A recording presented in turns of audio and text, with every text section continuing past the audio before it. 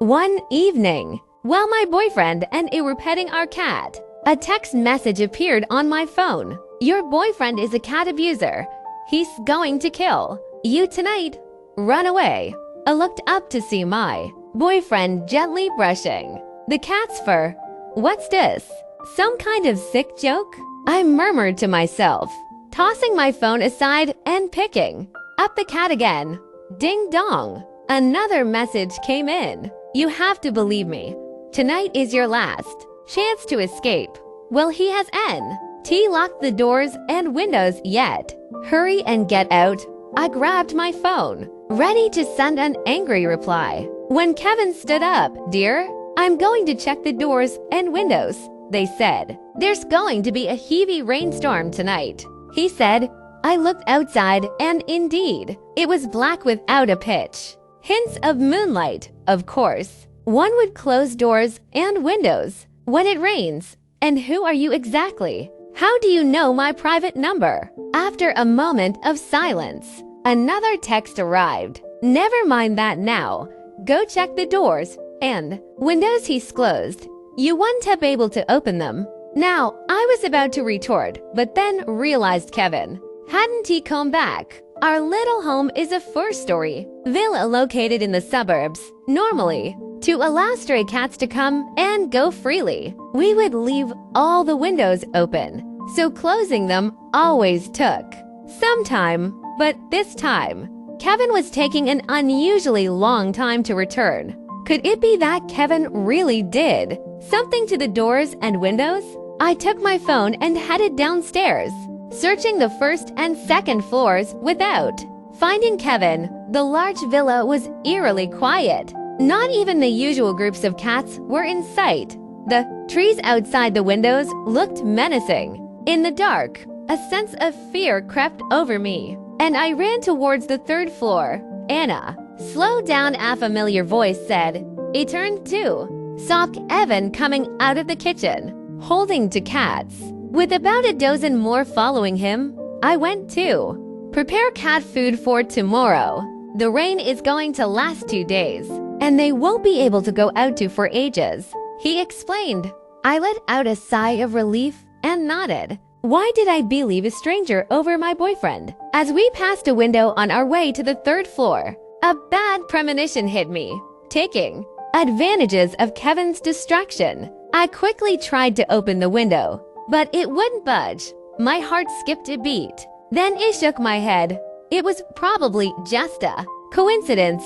Why would Kevin want to harm me? Moreover, him being a cat abuser was out of the question. We met at a volunteer center for stray cats. He's a genuine cat lover. How could he ever harm them? I followed him upstairs, no longer in the mood for petting cats. As time passed, my unease deepened. Anna, he suddenly called my name, startled. I looked at him, a flicker of fear in my eyes. What's wrong with my arm? He asked, extending his arm to show patches of skin that looked like moss, complete with fine yellow fuzz. Was it an infection or an allergy? I leaned in for a closer look, feeling avaricious sense of familiarity, but unable to pinpoint exactly what it reminded me of. I get up to fetch the medical kit from the kitchen. After retrieving the kit, I faced the kitchen window, a sense of apprehensive curiosity rising in me. I pushed the window, but it didn't budge. It tried other windows, only to find they were all immovable. A wave of intense fear rose in me, and I ran down to the first floor, only to discover the front door had been securely locked. The doorknob twisted off. I looked around the interior of the villa, realizing with a sense of despair that it had become a cage. Anna? A voice sounded behind me, startled. I dropped the medical kit. Why did you run down to the first floor? I was looking for you, Kevin said. I saw a cat running downstairs, and I went after it, and he explained, taking my hand and leading me back upstairs. You must have been mistaken. How could a cat open a door? It must have been my imagination. Once back on the third floor, and after applying medicine to Kevin, I couldn't bring myself to the pet cats anymore. I unlocked my phone, and a message popped up. Check his workshop. You'll find his tools for bussing cats there. Hesitating for a moment, I stood up. Darling, I'll be staying in my studio tonight. Don't come upstairs and disturb my inspiration. Kevin said, both of us are artists. The fourth floor is divided in half. One side is my studio, and the other is his workshop for creating bionics. Robots we both value. Inspiration highly. Sometimes, in the middle of a meal, inspiration strikes, and we immediately dropped everything to work in our studios, often for days and nights on end. Kevin froze for a moment, then stepped forward to touch my head. His large hand slid from my head down my spine to my tailbone, a gesture he was very fond of. Yet now, it sent shivers down my spine, resembling exactly how one would pet a cat. Could it be that he really intended to treat me like a cat and harm me? Go on, darling, he said, and I breathed a sigh of relief. He sighted life fleeing to the fourth floor. I ran to my studio first, turning on the lights and pretending to work before entering his workshop. I locked the door behind me, turned on my flashlight, and began to search cautiously. This was my first time in his workshop because we both valued our privacy highly. We never snoop at through each other's phones, let alone entered each other's sacred workspace without permission. My search was clumsy and nearly fruitless until a weak beam of light from my flashlight illuminated a corner. I gasped aloud, then quickly clamped my mouth shut. There, in the corner, laid apple of numerous cat bodies. My legs trembled, but I suppressed my fear and moved closer with my phone in hand. There were at least 20 cat corpses piled together, still in the position they were killed, though the blood had been cleaned off.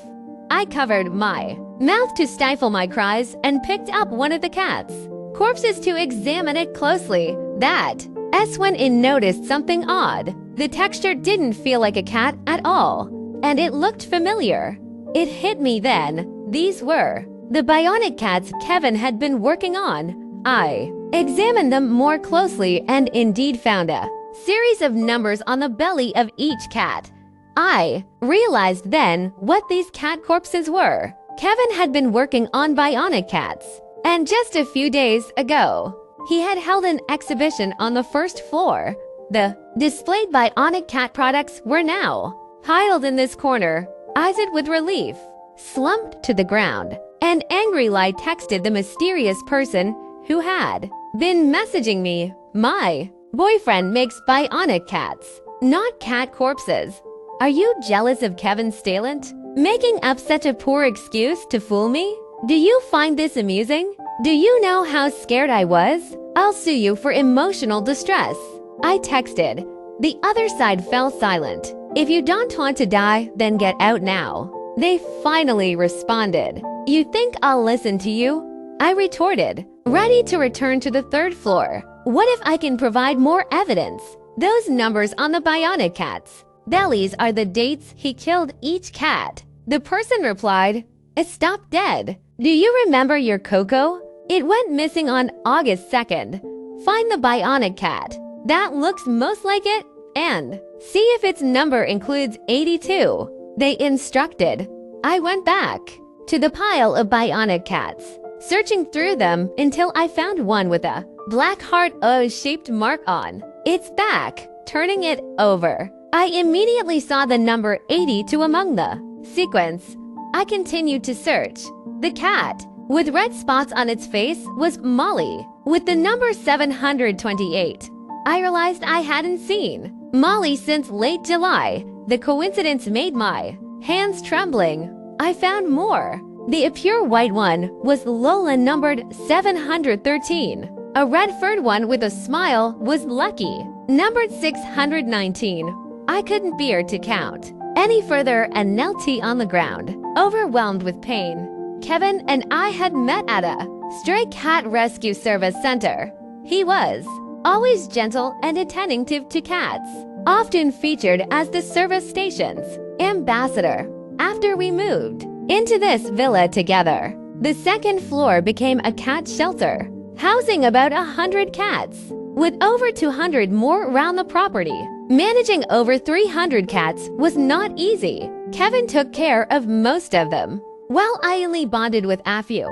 It was normal for cats to disappear during mating season, but I never imagined that the cats I hadn't seen for a long time had been killed, let alone by Kevin, a supposed cat lover. The thoughts of his affection for cats masking a cat abuser made me retch uncontrollably. After calming down, I headed for the door, determined to escape that night no matter what. Just as I reached for the doorknob, I heard Kevin's footsteps ascending the stairs, growing louder and closer to the office. I hid behind a large machine, Shanksy Sly watching Kevin enter. He turned on the light, illuminating the room, and I saw clearly that he was holding our cat, Buddy. My heart sank. He first looked around, seemingly not noticing my presence, and walked towards a wall. That wall was bare, but with a gentle push from him, it flipped around, revealing a hidden room behind it. I never knew about the existence of this secret room. After I bought this villa, Kevin eager took over the renovation costs. I gave him $2 million and never asked any questions.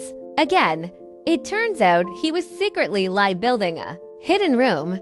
He raised his hands high, and then, with violence, flung Buddy onto the floor of the secret room. Buddy let out a series of pitiful cries, and my heart trembled along. Buddy tried to escape the secret room several times, but Kevin simply kicked it, sending it flying several meters away. Kevin looked very confident, not bothering to close the door, watching with interest as Buddy howled in attempts to flee and struggle.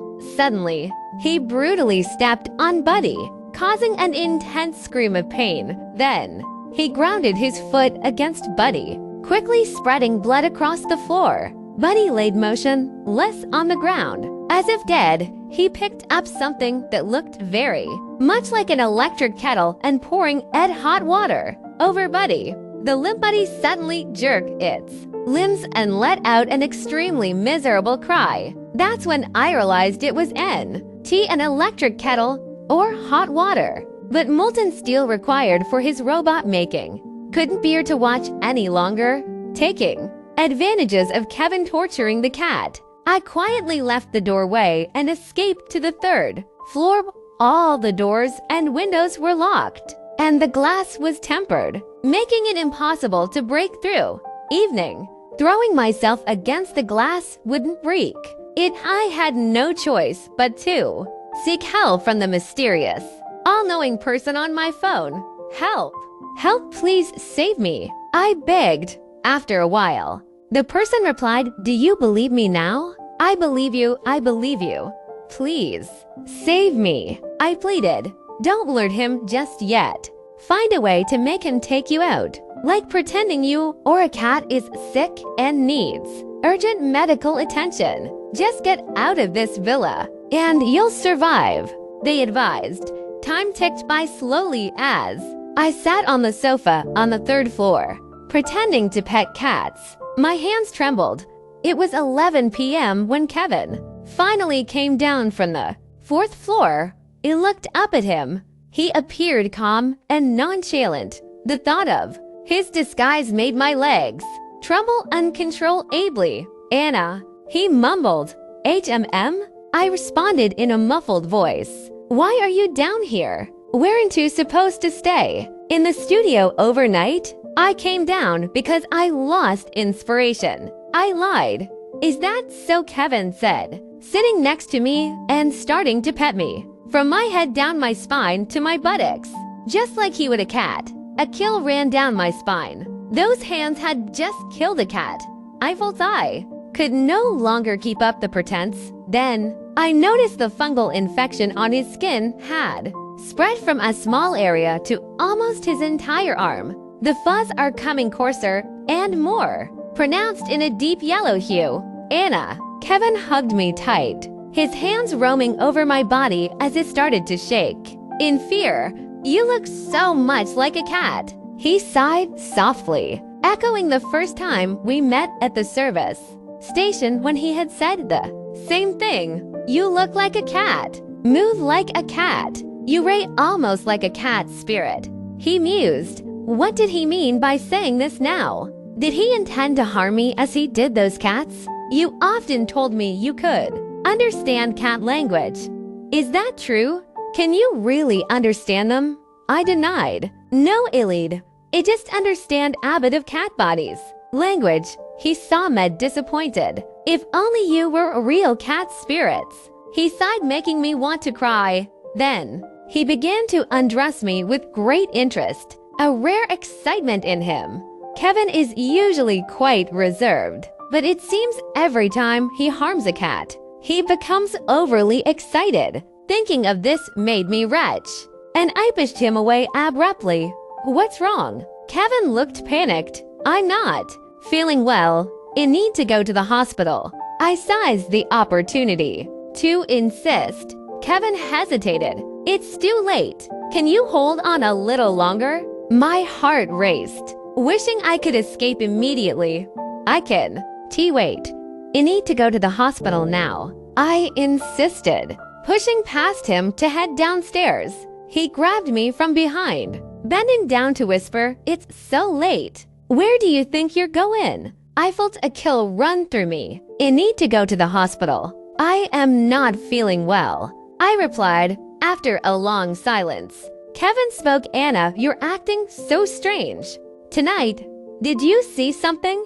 I pushed him away, breaking free from his embrace and fleeing towards the bedroom, where I locked the door behind me, leaning against it. I listened, nervously, to his hurried footsteps approaching. "Baby," he called gently from the other side of the door, causing me to tremble in fear.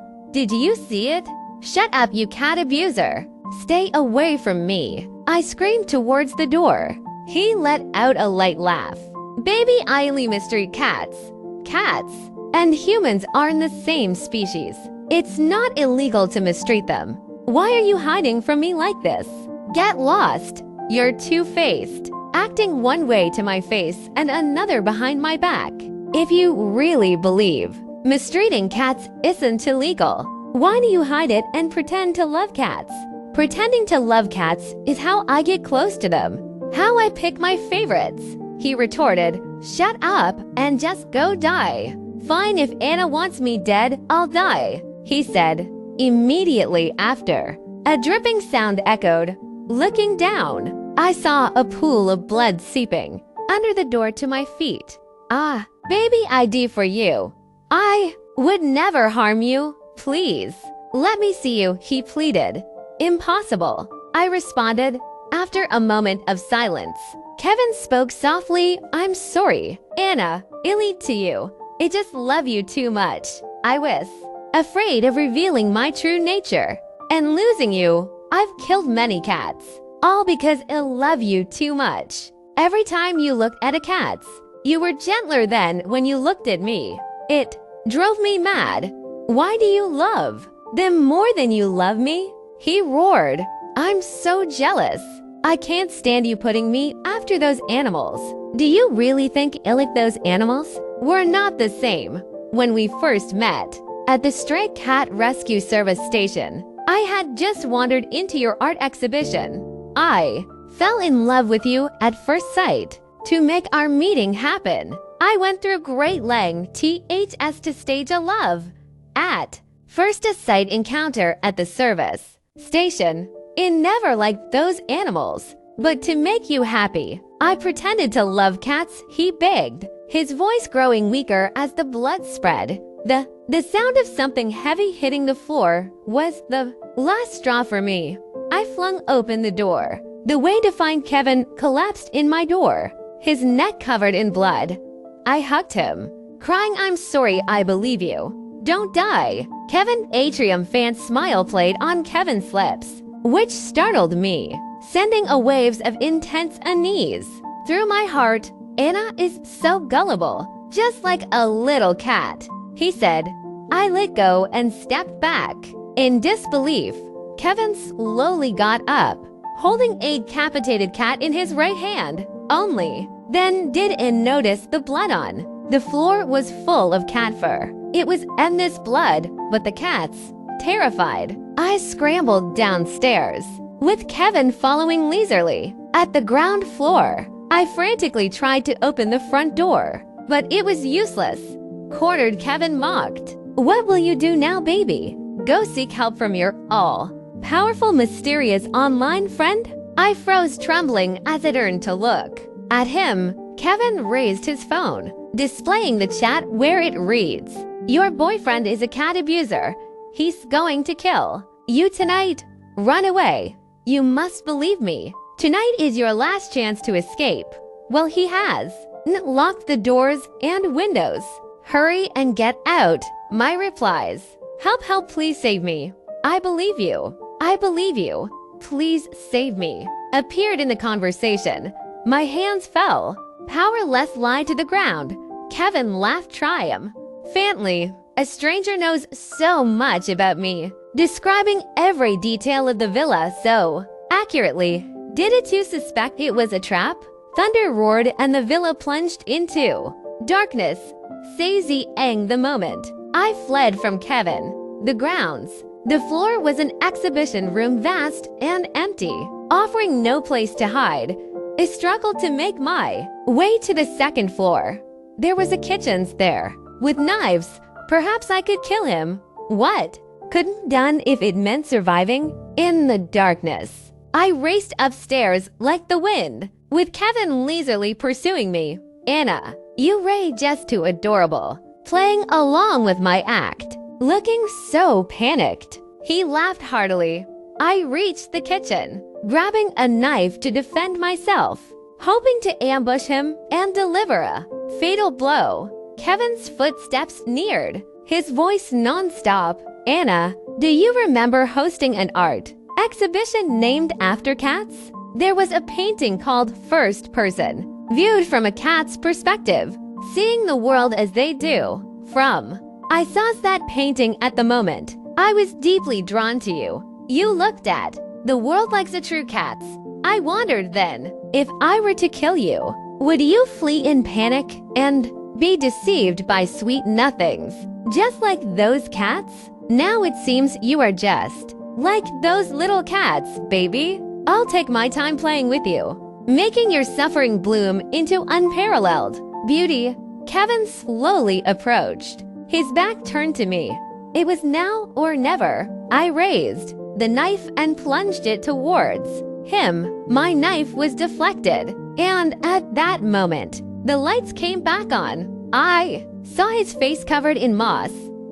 Don't be afraid, baby," I trembled, pointing at his face. He reached to touch it. Real easy Eng that both his arms and fingers were covered in moss. What is this? How could it spread so quickly? Kevin looked at his cat fur-covered body in frustration. "It's those damn animals. Disease. I'll kill them all." Gouge their eyes out and cut their tongues. Break their limbs. While he raged, I picked up the drop knife and slashed at his neck. Though it struck him, the blow saw meant to inflict little real harm, only enraging Kevin further. He clutched his neck, blood seeping through his furry fingers. Good a filthy cat daring to harm a human. He slapped me, sending the knife flying. I dove for the knife, but he easily hoisted me over his shoulders and headed upstairs. "Let me go." I struggled in vain, hitting him with all my might, but he remained nonchalant. "Anna, do you know why I enjoy torturing cats? Since I was young, I've loved killing small animals, like ants, cicadas, and praying mantises, pulling their legs off, watching them struggle. But it grew unsatisfied with these creatures and turned my attention to rats, dogs, and cats. Among them, I favored cats for their piercing cries. Each cut elicited a scream, pleasing me immensely. Their agony, their prolonged deaths thrilled me. Once, I cut a cat in half, and it lived for 2 days and nights in a corner, screaming at the slightest state touch. Kevin caressed my waist gently. Imagine if I applied the same methods to you.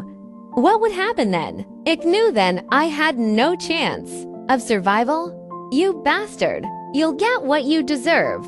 The pain you've inflicted on those cats will be returned to you 100 folds. The police will catch you eventually. It's a rainy night. All evidence will be washed away. Kevin laughed, binding me to a chair in his workshop while he rummaged through the secret room. I twisted my wrist, breaking free from the ropes. I found an axe in his workshop and hid by the door, waiting to strike. Kevin emerged, hunching Ed and carrying a large tools, the perfect moment bestowing the axe at his back. He was thin, and the blade struck his protruding bones, emitting a crisp sound. He immediately went limp. The blow must have paralyzed him. Elated, I aimed for another strike, but Kevin suddenly rolled away, dodging my attacks and kicking the knife from my hand. Angered, his eyes turned bloodshot. His pupils, no longer human-like, resembled those of a cat. Ethan noticed the moss had spread to where his face met his neck. Kevin lunged at me. He turned and fled, bumping into things in my haste. Suddenly, I shattered a jar, releasing a strange, foul smell. The sight of the red substances on the ground left me frozen. A horrifying suspicion dawned on me. Anna, that's cat meat. Would you like to try some? Kevin teased. I covered my mouth, nearly vomiting. Afraid? You've eaten it before. How could I be as twisted as you? I was taken aback.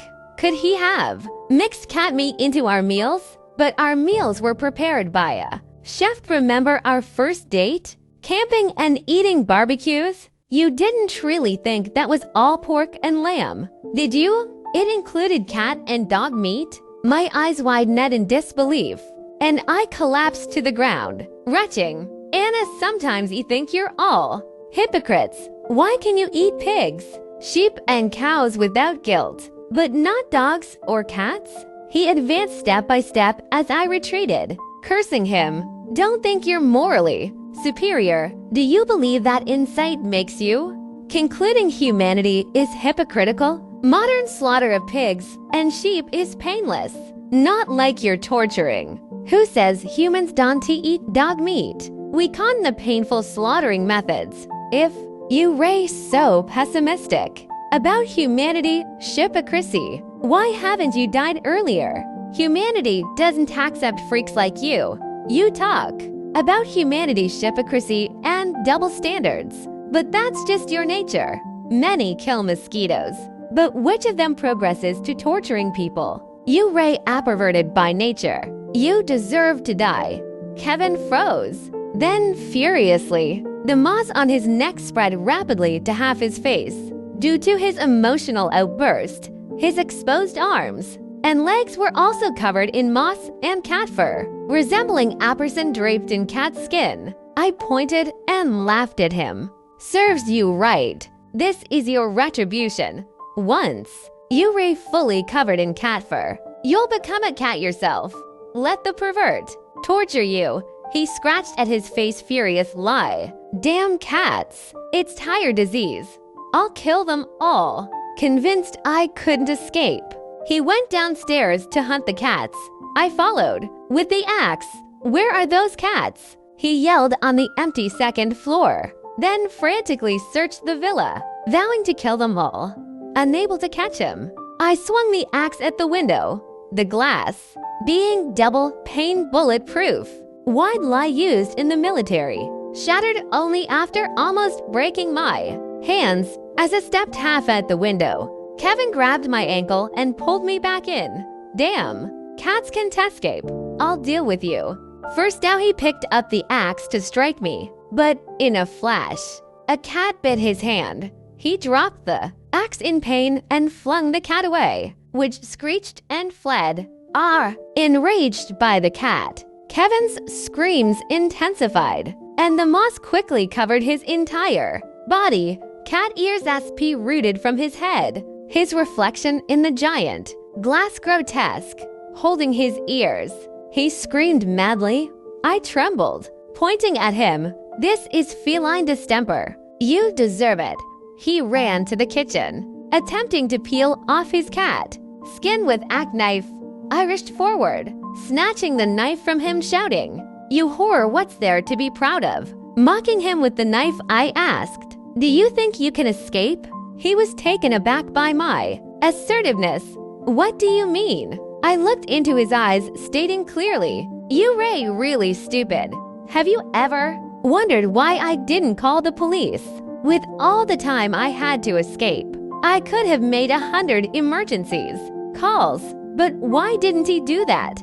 Did you really think you were the cat and I was the mouse?" Kevin looked at me incredulously, losing his grip on the situation. I advanced steps by step because I didn't want to trouble the police. "Tonight, you're the one who's going to die." Kevin raised a knife towards me. "What are you going to do?" I tilted my head, smiling. "What else? I'm going to kill you. Aren't you afraid of getting caught by the police?" I laughed. Killing a cat abuser or a murderer? Isn't it acting on behalf of justice? A good deed for society? How could the police catch me for that? Besides, it's a stormy night. All evidence will be washed away. Kevin paused, recalling his own words, then lunged at me with the knife. A scream rang out, and suddenly, countless cats swarmed from behind me, pinning him to the ground. Immobilized, I squatted down, patting his face. Remember how, during our minor quarrels, a bunch of cats would come to protect me? With all the commotion tonight, why didn't a single cat show up? Because I asked them to leave. Kevin stared at me, his eyes widening in shock. "Your eyes? Oh, it's because I'm a cat spirit. As mild as he screamed. Did it too like me? Because I resembled a little cat's? Did it too often compliment me for looking like a cat's spirits? Well, I really am one. Why are you afraid now? No longer hiding. My free tail and ears were exposed. Kevin, screams intensified. I slapped him quiet. Kevin, you killed so many of my brothers and sisters. How should I avenge them? I caressed his cat ears. See, evil begets evil. You've contracted feline tempered. You'll slowly turn into an ugly cat. I went through a lot of trouble to infect you with distemper. Shouldn't you thank me? I stood up, signaling the cats to bring him upstairs. They carried Kevin to his secret chamber on the 4th floor. Take a good look at that dead cat. Were you puzzled why all cats disappeared except this one, which appeared right before you, letting you catch it? Because like you, it deserved to die. It was turned into a cat abuser. Cat to be killed by another abuser. Isn't this poetic justice? Do you want to end up like this cat? Kevin was sobbing, begging for mercy, promising not to harm any more lives, not wanting to become a cat or been killed. It kicked him over. You know pain now? Weren't you thrilled torturing cats, enjoying their panicked escape? Since you like it so much, I'll grant your wish. It looked out the window, now cleared after the rain. By dawn, you'll be fully transformed into a cat. Congratulations. Suddenly, Kevin lunged at me.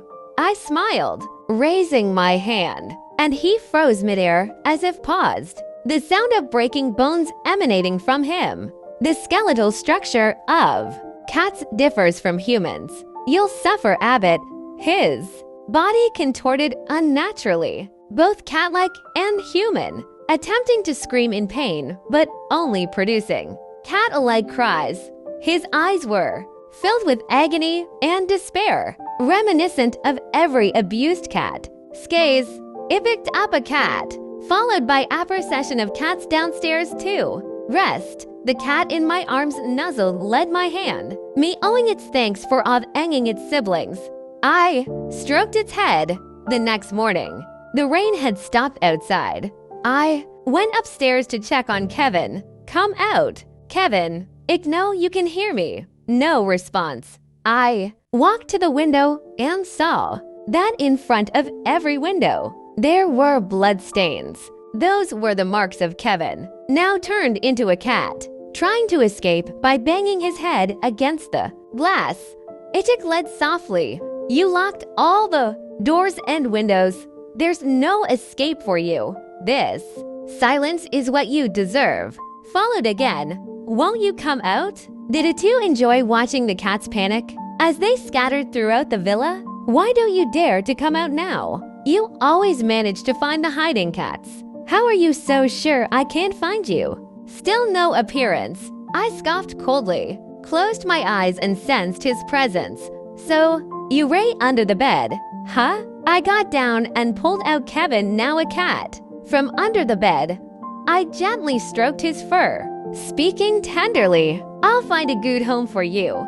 A few days later, at the Stray Cat Rescue Volunteer Service, I met another person who liked me, adored cats. He often came as a publicity ambassador, handing out flyers with photos of him caring for the cats. Ever since the previous ambassador, Kevin disappeared without a word. This boy had taken over as the new ambassador. I really miss Kevin. He always went above and beyond in his work.